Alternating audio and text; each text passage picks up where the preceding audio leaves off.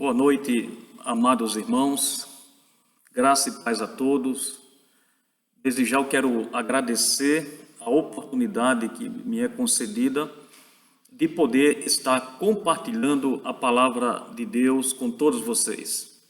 Quero agradecer ao meu amado irmão Valci pelo convite feito, e eu quero dar graças a Deus, meu amado irmão Valci, por esta oportunidade.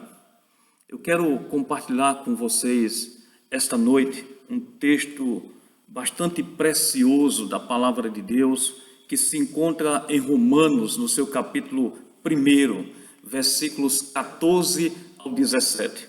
Eu quero convidar você a fazer esta leitura junto comigo, acompanhe na sua Bíblia, e eu peço que você, neste momento, você se reserve, pare um pouco aquilo que você está fazendo e dê esse tempo para Deus na sua vida, ok? Então quero convidar você para acompanhar esta leitura que se encontra em Romanos, no seu capítulo 1, versículo 14 ao 17.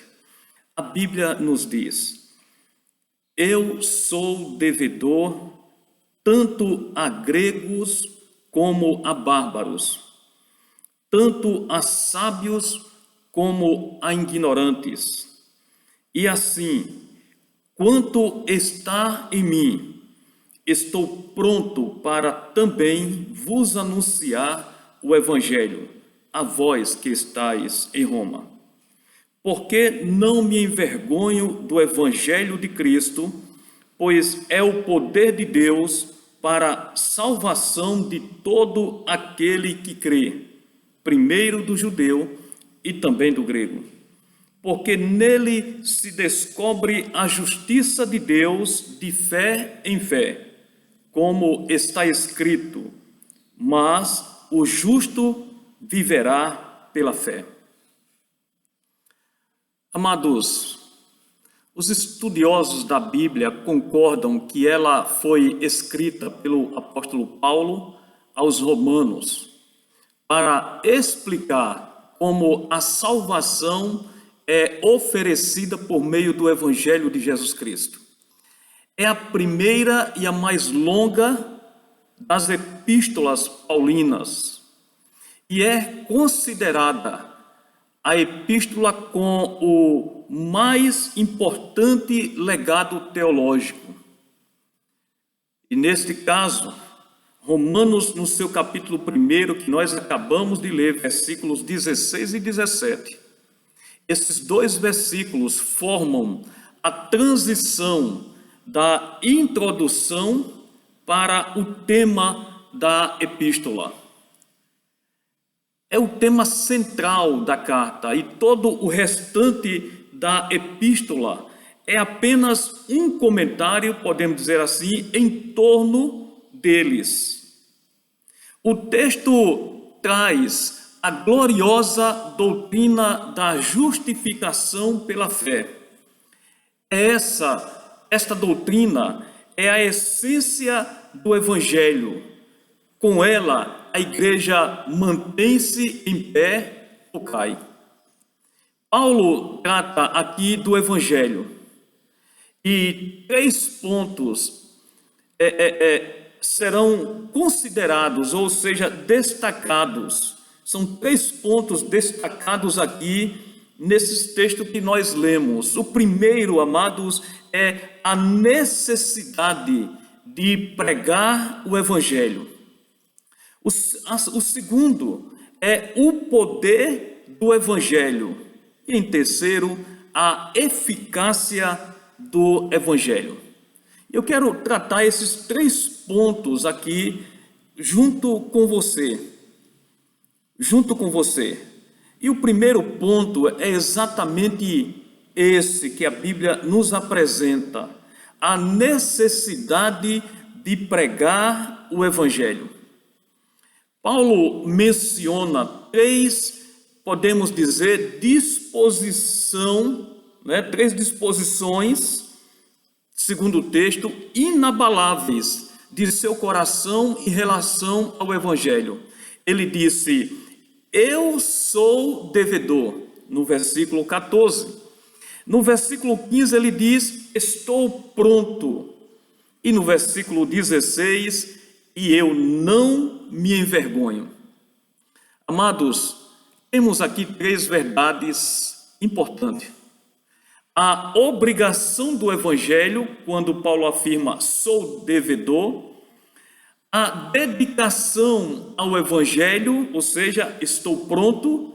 E a inspiração do Evangelho. A inspiração do Evangelho. Não me envergonho. Paulo é devedor como servo.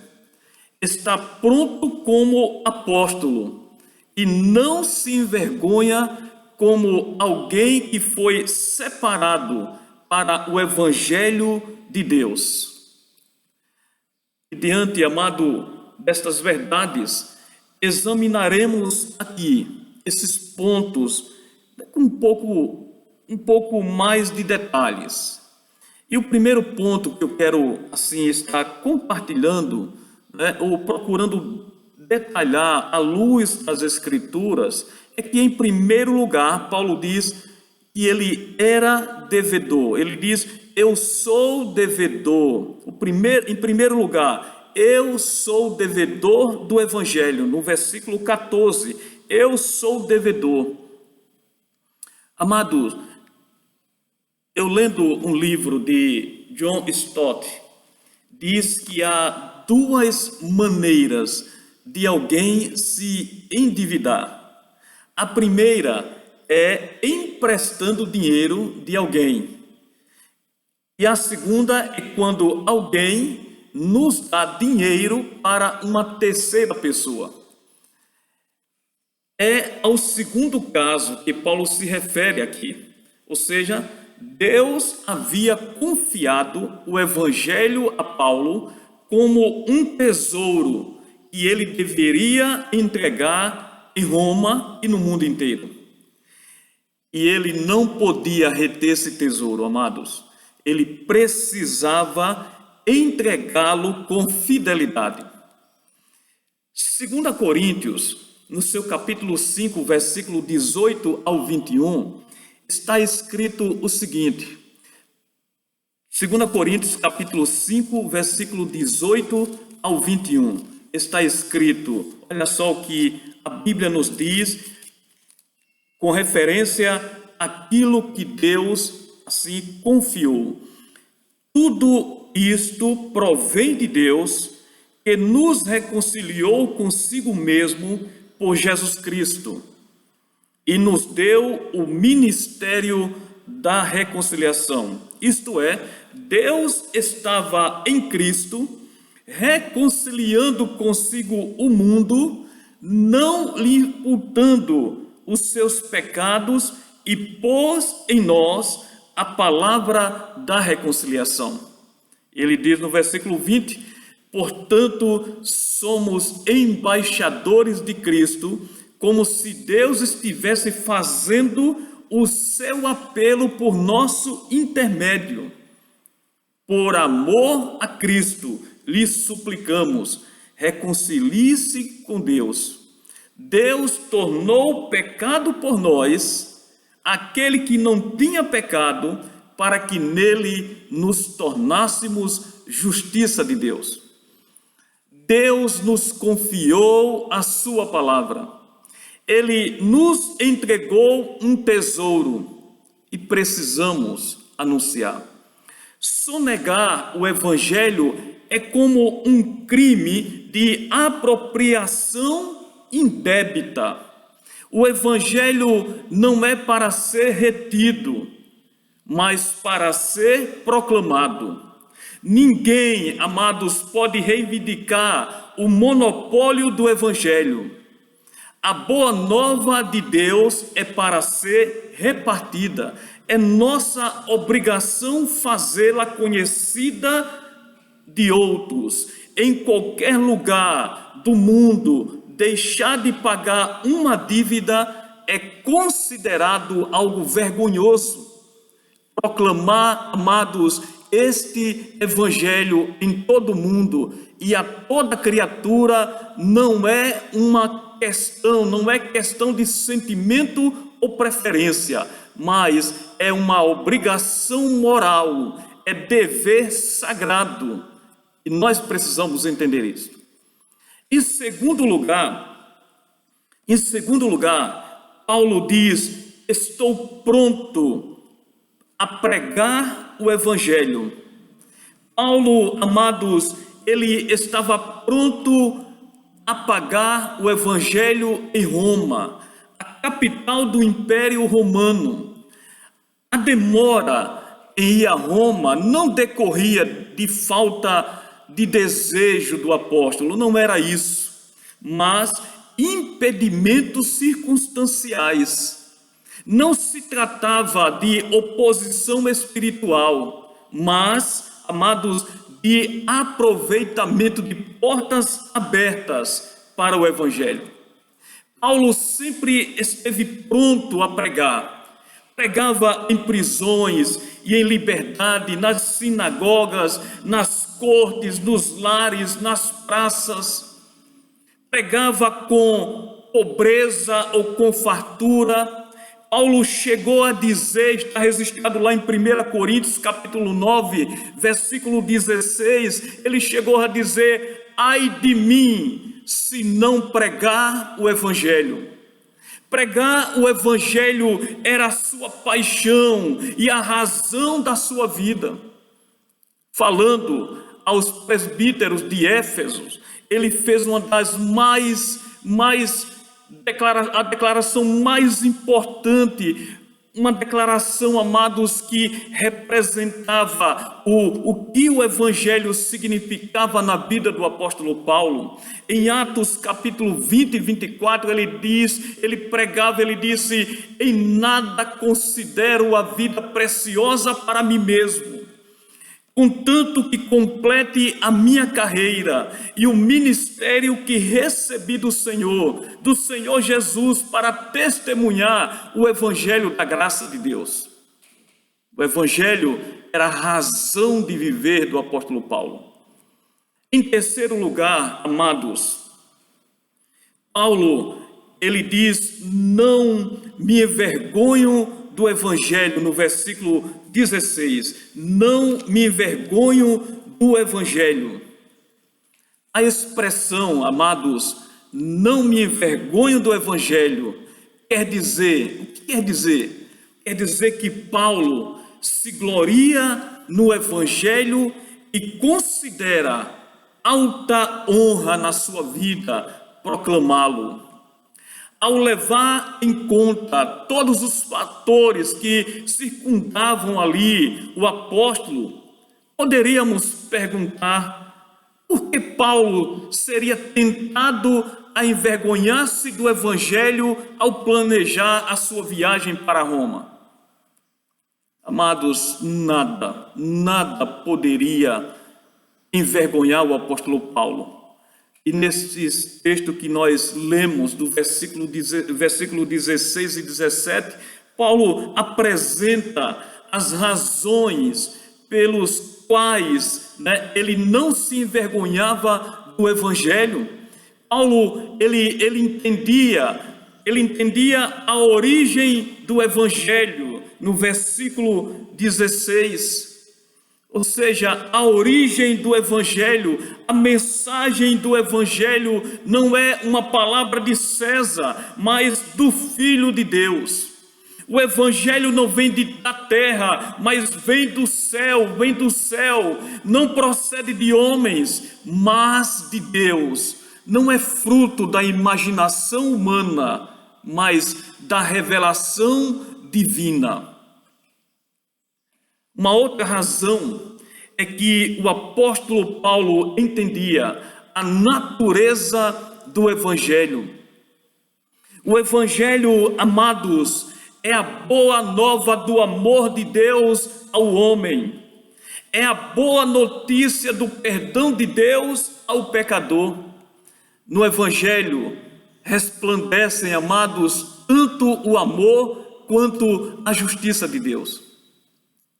Deus não quer nos salvar pela nossa justiça. Ele não nos salva pela nossa justiça, mas por uma justiça externa, que não se origina em nós, mas que nos vem de fora de nós, que não surge em nosso planeta Terra, mas vem do céu.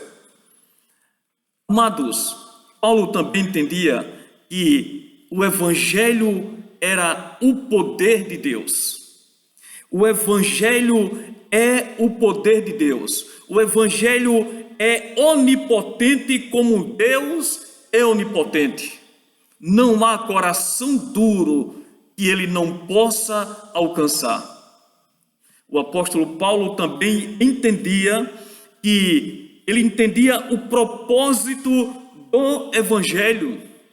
Ele entendia que o Evangelho é o poder de Deus para a salvação. O Evangelho não é um poder destruidor, mas salvador. Nenhum poder na terra pode salvar o homem, exceto o Evangelho. Amados, Paulo também entendia o alcance do Evangelho. O Evangelho é para o judeu e para o grego. Ele está endereçado a todos os povos. Ele está endereçado para você também. O Evangelho é universal em seu alcance. É tão amplo a ponto de oferecer salvação a todos os homens. E ao mesmo tempo é tão restrito a ponto de salvar apenas os que creem. O Evangelho alcança todos os homens sem acepção, mas não todos os homens sem exceção. Uma outra coisa que Paulo entendia, a condição do Evangelho. O Evangelho, amados, estabelece uma condição clara para a salvação. Estabelece uma condição clara para a salvação. A fé em Cristo Jesus. O Evangelho só oferece salvação àquele que crê. Os que não creem perecem. A salvação é pela fé. E pela fé somente. A condição para a salvação do judeu e do gentio é a mesma. A fé em Cristo. A fé em Cristo Jesus. Paulo também entendia o resultado do Evangelho. Paulo entendia o resultado do Evangelho no versículo 17. O Evangelho produz não apenas fé salvadora, mas também uma fé santificadora. O justo viverá pela fé. O justo é salvo pela fé, vive pela fé, vence pela fé e caminha de fé em fé. O segundo ponto que eu quero considerar junto com você é exatamente o que está no versículo 16. O poder do Evangelho. O poder do Evangelho. Amados, há os que se envergonham do Evangelho. Há pessoas que se envergonham do Evangelho. Também tem os que são a vergonha do Evangelho. E também os que não se envergonham do Evangelho. Eu vou repetir para você. Há os que se envergonham do Evangelho. Tem pessoas que se envergonham do Evangelho. Há também os que são a vergonha do Evangelho. Tem pessoas que é a vergonha do Evangelho. E os que não se envergonham do Evangelho. Também tem pessoas que não se envergonham do Evangelho. E Paulo era uma dessas pessoas.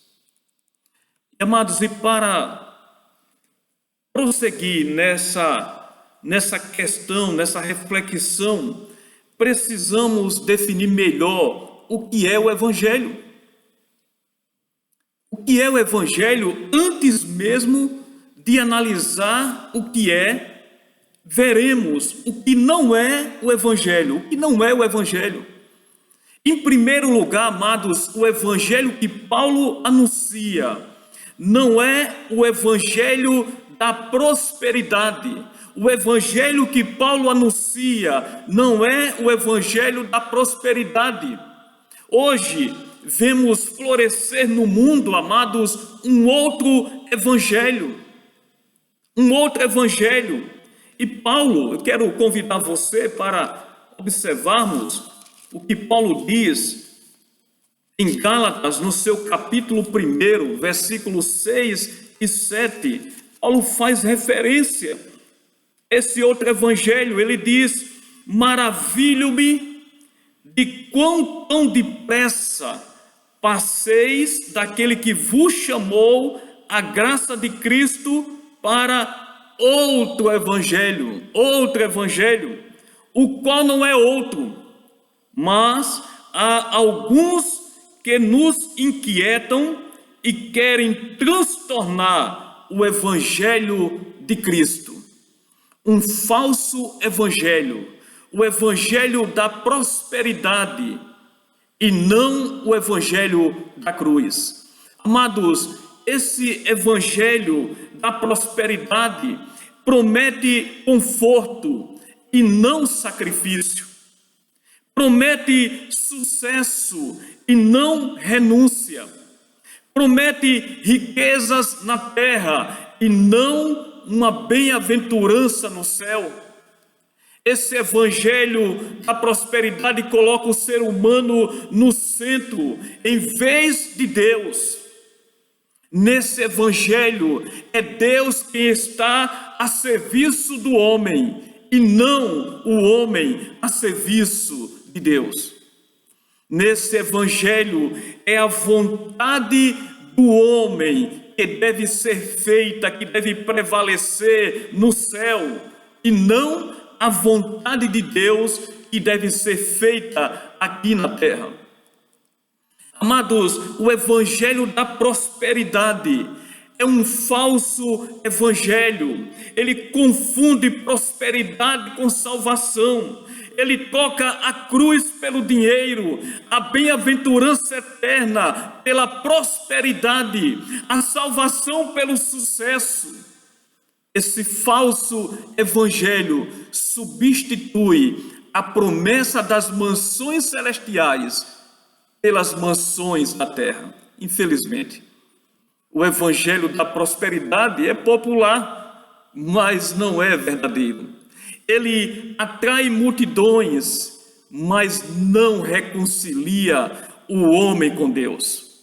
Produz entusiasmo da carne, mas não alivia a consciência da culpa. Este evangelho enche o pecador de soberba, em vez de levá-lo ao pó, em vez de levá-lo ao arrependimento. Constrói, amados, castelos de areia na areia, mas não faz nenhuma provisão para o céu. Esse evangelho falso tem ludibriado, ludibriado muitos obreiros gananciosos, atraindo muitas pessoas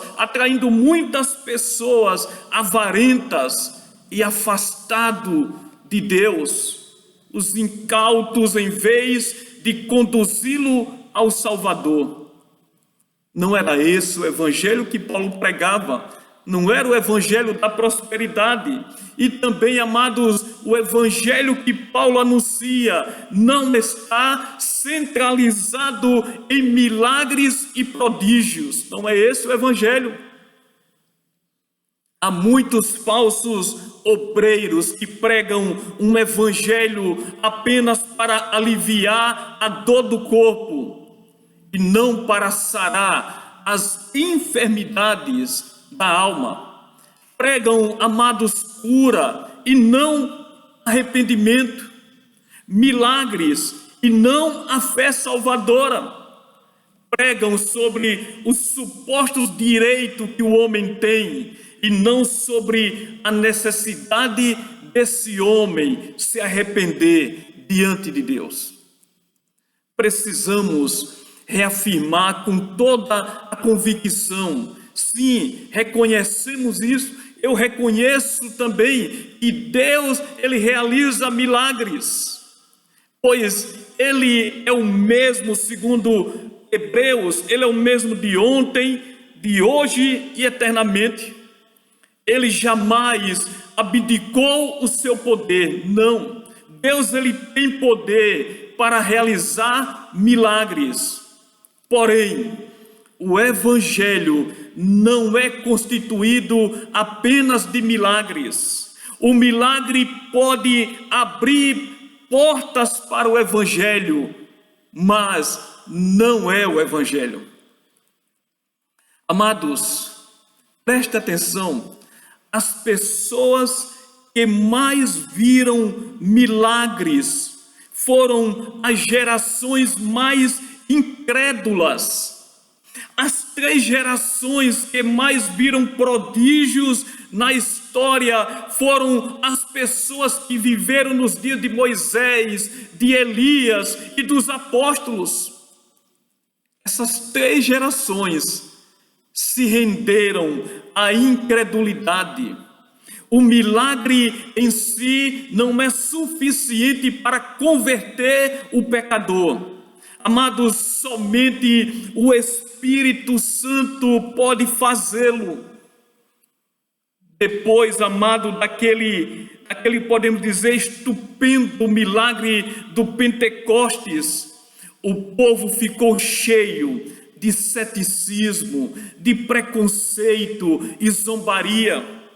Mas quando Pedro se levantou para pregar a palavra, os corações se derreteram. Nós podemos ver isso, está registrado em Atos.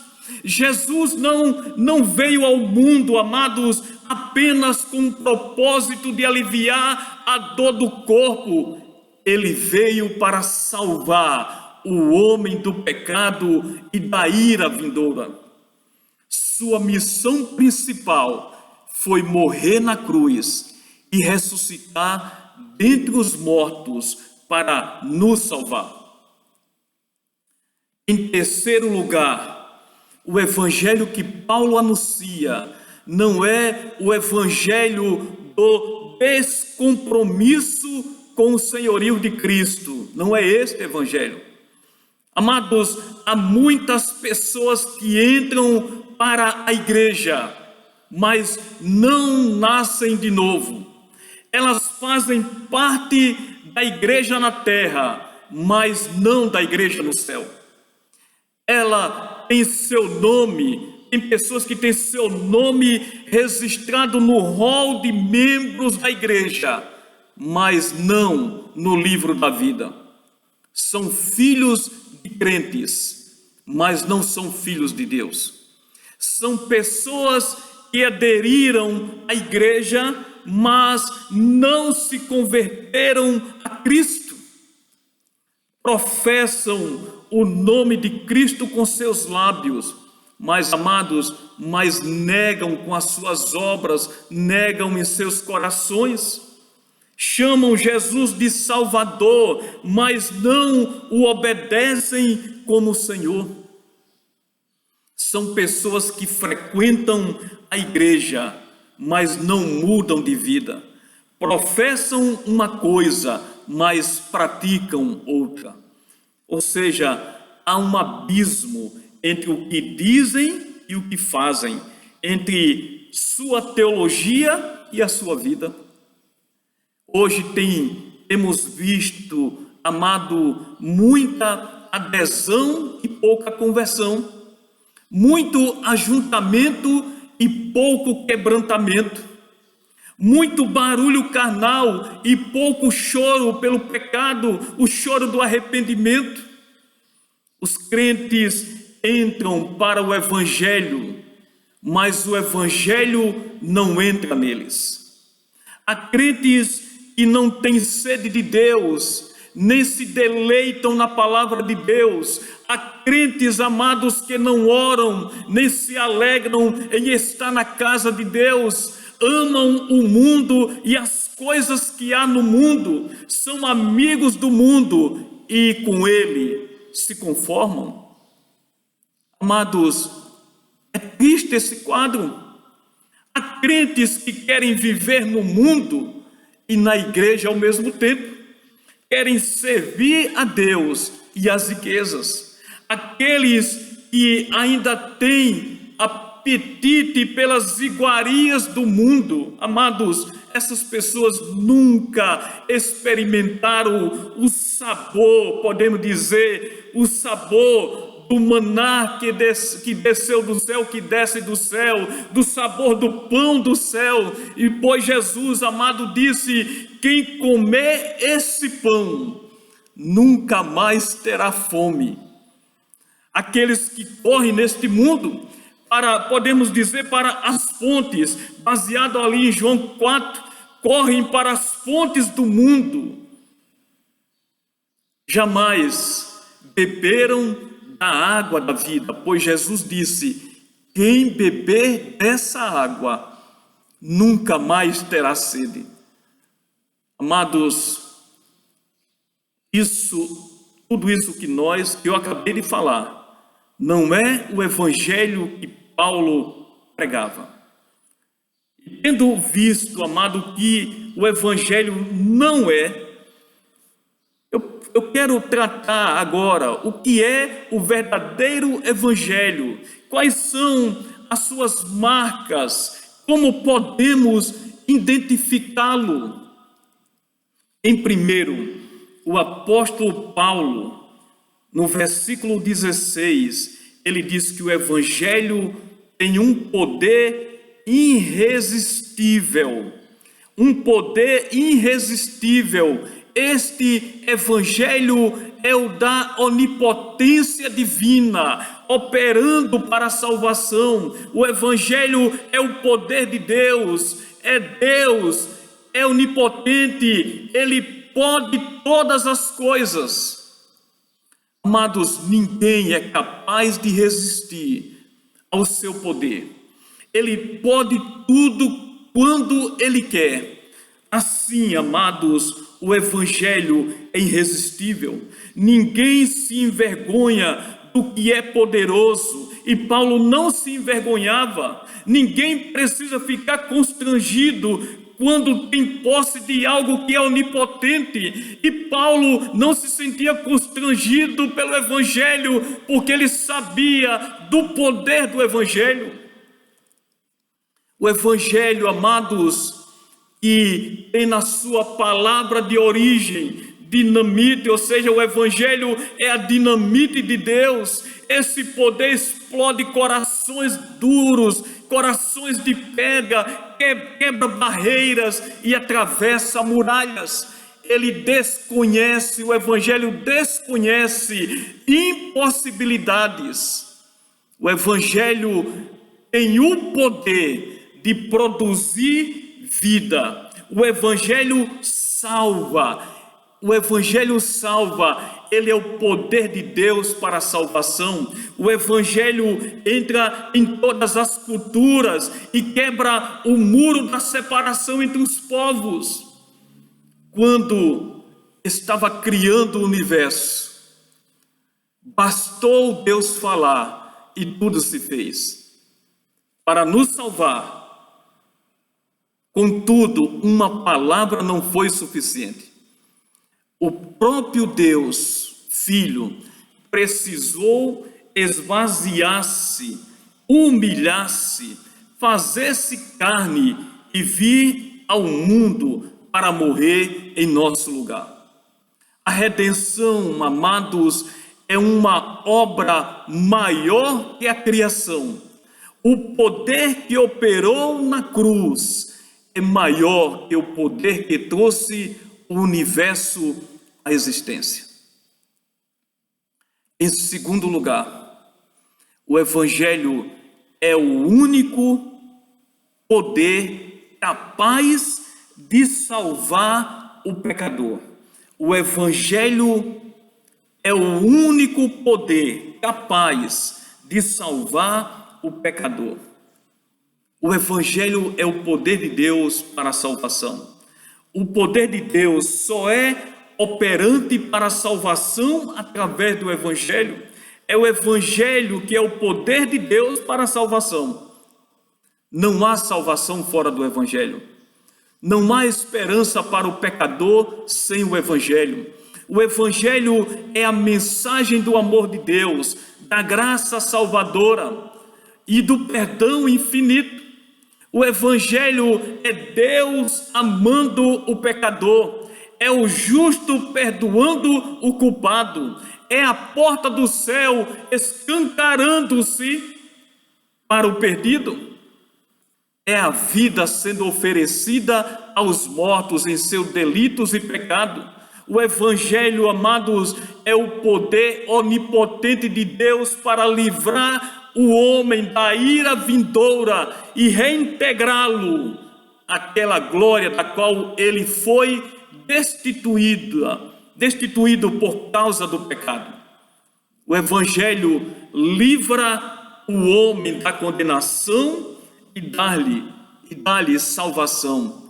Tira o homem do império das trevas e transporta para o reino do Filho do seu amor, para o reino da luz. O Evangelho é o poder de Deus para a salvação. Não lidamos com uma mensagem fraca, mas poderosa. Os resultados não dependem do pregador nem dos ouvintes, pois é Deus quem opera tanto o querer como o realizar. É Deus quem abre o coração. É Deus quem dá o arrependimento para a vida. É Deus quem concede a fé salvadora. É Deus quem regenera e justifica. É Deus quem sela com o Espírito Santo e glorifica o homem. Porque a Bíblia nos diz que tudo provém de Deus. A salvação é obra exclusiva de Deus. Muitos buscam a salvação nas obras, outros nos méritos, nos ritos sagrados, no auto-sacrifício, na psicologia de autoajuda, no legalismo religioso, na reencarnação, na intercessão dos santos. A salvação, contudo, amados, só pode ser alcançada através do Evangelho, só pode ser alcançada no Evangelho. E em terceiro lugar, o Evangelho é o poder de Deus para a salvação apenas dos que creem.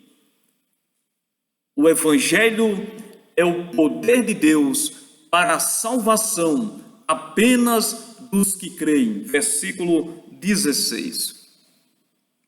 O Evangelho é para todos, mas nem todos serão salvos. O Evangelho não salva a todos.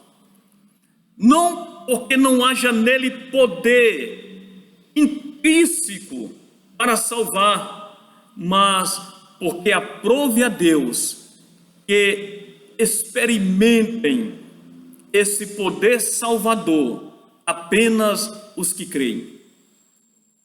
A fé é a condição da salvação e é por ela que recebemos esse presente. No entanto, amados, a salvação ela é universal, ou seja, destina-se a todo aquele que crê, destina-se tanto ao judeu como ao grego. E nesta passagem, amados, o termo grego é usado para denotar o mundo gentílico no seu todo, em contraste com o mundo judeu. A salvação é oferecida sem levar em conta raça, nacionalidade, idade, sexo, condição social, grau de educação ou cultura, vai muito mais além. A salvação é oferecida a todos. Não existe nenhum obstáculo proveniente das degradações do pecado. Onde quer que exista a fé, ali também a onipotência de Deus se mostra operante para a salvação. Não existem duas religiões na Bíblia, não existe duas formas de salvação, somente uma forma. O justo viverá pela fé, seja ele judeu ou gentil. Concluímos, amados, destacando que a salvação não é pelas obras, ela não é merecimento humano, é graça divina. Não é alcançada como prêmio, mas recebida como presente. Não é o que fazemos para Deus, mas o que Ele fez por nós. Eu quero concluir falando sobre a eficácia do Evangelho, que está no versículo 17. A eficácia do Evangelho. O apóstolo Paulo menciona, amados, algumas verdades importantes aqui. Em primeiro lugar, o Evangelho é o poder de Deus para a salvação, porque nele se revela a justiça de Deus.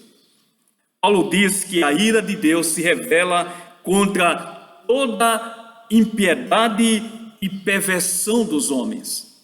Mas, no versículo 18, mas a justiça de Deus se revela no Evangelho, versículo 17. É justo em todas as suas obras, sendo justo, não inocenta o culpado. Sendo justo, julgará a todos com justiça. Ele é o juiz de vivos e mortos.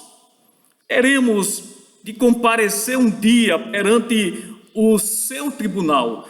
Todos nós daremos contas de nossa vida. No dia do juízo, os livros serão abertos e seremos julgados conforme o que estiver ali registrado. Amados, e naquele dia haverá testemunhas contra nós. As nossas palavras, as nossas obras, as nossas omissões, os nossos desejos, os nossos pensamentos. Se pecássemos apenas 3 vezes por dia, teríamos 90 pecados por mês. E mais de 1000 pecados por ano. Se eu particularmente tivesse apenas 1000 pecados por ano, eu já acumularia cerca de 50.000 pecados. O que aconteceria a um réu se um advogado de acusação e um promotor promovesse pelos autos do processo que ele cometeu 50.000 transgressões da lei? A sua causa seria indefensável. Aqui na terra podemos até corromper o juiz e subornar as testemunhas. Mas, amados, quem subornará o justo juízo de vivos e de mortos? O justo juiz, né? Quem subornará o justo juiz de vivos e de mortos? A Bíblia diz que a alma que pecar, essa morrerá. Diz também, amados, que Deus não inocentará o culpado, mas não seriam necessários milhares de pecados para alguém deixar de entrar no céu. Bastaria um pecado e não poderíamos entrar. Lúcifer foi expulso do céu por um só pecado. Nada imperfeito e contaminado pode entrar no céu. No céu só entram pessoas perfeitas em Cristo. As palavras de Cristo são o seguinte, ele diz: sede vós perfeitos, como perfeito é o vosso Pai Celeste. Porém, a Bíblia diz que somos imperfeitos. Todos pecaram, Romanos 3:23, todos pecaram e destituídos estão da glória de Deus. Se obedecermos à lei inteira, mas tropeçarmos num único ponto, seremos culpados de toda a lei. Em Romanos, a manifestação suprema da justiça pessoal de Deus se revela na cruz de Cristo. Quando Deus o apresentou, é o que diz Romanos capítulo 3, versículos 2 em diante, diz o seguinte, que Deus o apresentou como sacrifício para propiciação. Ele o fez para demonstrar a sua justiça, para que ele mesmo possa ser simultaneamente justo e o justificador daquele que tem fé em Jesus. A justiça de Deus que se revela no Evangelho é a justiça de Cristo imputada a nós. Essa justiça é uma dádiva de Deus e não uma conquista humana, é uma dádiva de Deus. Em segundo lugar, o Evangelho revela a justiça de Cristo imputada a nós. O que não podíamos fazer, Deus fez por nós em Cristo Jesus. Ele veio ao mundo como nosso fiador, representante e substituto. Quando Jesus estava lá no céu, Deus fez cair sobre ele a iniquidade de todos nós, disse o profeta Isaías. Ele diz, e ele foi ferido pelos nossos pecados e transpassados pelas nossas transgressões. Deus, ele se tornou pecado por nós, ele foi feito maldição por nós. O castigo que nos traz a paz estava sobre ele. Do alto da cruz, com o corpo ferido, os músculos esmagados, dores alucinantes, o rosto cheio de sangue, e ele gritou: Deus meu, por que me desamparaste? Nem mesmo o Pai pôde ampará-lo. No entanto, amados, quando o inferno pensou que estava alcançando grande vitória, Jesus deu um brado na cruz, dizendo: está consumado. Triunfou sobre os principados e potestades. Paulo, falando aos Colossenses, pegou o escrito de dívida que era contrária a nós, rasgou e encravou na cruz. Graças a Deus. A justificação é mais do que perdão. Cristo não apenas cancelou a nossa dívida, pagando-a completamente por meio do seu sacrifício substitutivo, mas também Deus depositou na minha conta, em nossa conta, a infinita justiça de Cristo, de tal forma, amados, que estamos completamente quites com a lei e com a justiça divina. O perdão é a imputação da nossa dívida a Cristo. A justificação é a imputação da justiça de Cristo em nós. Oh, Senhor, muito obrigado, Deus. Em terceiro lugar, amados, a justiça de Deus é recebida pela fé. A justiça de Deus, ela é recebida pela fé. A justiça de Deus é recebida pela fé e não operada pelas obras. O justo viverá pela fé. A nossa justiça não é a nossa própria, mas a justiça de Cristo, a nós imputada e por nós recebida mediante a fé. Recebemos essa justiça quando cremos em Cristo. É mediante a fé e não pelas obras. A fé não é a base da justificação, mas seu instrumento de apropriação. Instrumento de apropriação. O homem não é salvo por causa da fé, mas mediante a fé. Podemos sintetizar, para finalizar, a gloriosa doutrina da justificação em 3 pontos, bem rápido, e assim vamos estar concluindo. Primeiro ponto, o justo é aquele a quem Deus declara justo. O justo é aquele a quem Deus declara justo. A justificação é um ato legal que ocorre no tribunal de Deus e não em nossos corações. É algo que Deus fez por nós e não em nós.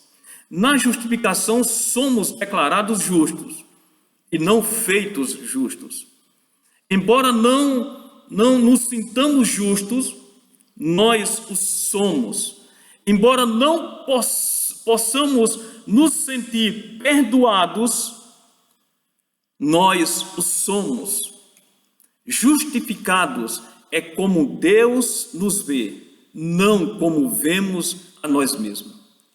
Segundo, o justo é aquele que é justificado mediante a justiça de outro.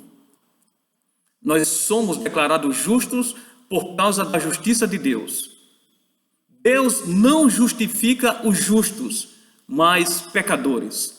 Deus trata como o justo o injusto por causa da justiça daquele que é justo. A justiça do justo é imputada aos injustos. Somos justificados pela morte substitutiva de Cristo. Assim como Moisés levantou a serpente no deserto, importa que o Filho do Homem seja levantado, para que todo aquele que nele crê não pereça, mas tenha a vida eterna. O justo é aquele que é justificado mediante a fé. Não é a causa da justificação, mas seu instrumento. Essa fé não é merecimento humano, é dádiva de Deus. A justiça de Deus se revela no evangelho de fé em fé. Ela baseia-se na fé e se dirige para a fé. É um ato, é um caminho que parte da fé e na fé termina. A salvação envolve mais do que justificação. Somos justificados pela fé, mas também devemos viver de acordo com a mesma fé no presente. Amados, depois de termos sido justificados pela fé, devemos viver pela fé. Este é o aspecto da salvação e da nossa justificação. Eu quero agradecer e peço que você reflita sobre essas verdades que vai trazer a garantia da salvação e da justificação em Cristo Jesus. Meu amado, que Deus te abençoe, que Deus ilumine e abra os olhos do entendimento para que você possa compreender o verdadeiro evangelho da graça de Deus, que mostra e que revela a vontade divina, a vontade de Deus para a vida da humanidade, para a minha vida e para a sua vida. Que Deus te abençoe em no nome de Jesus.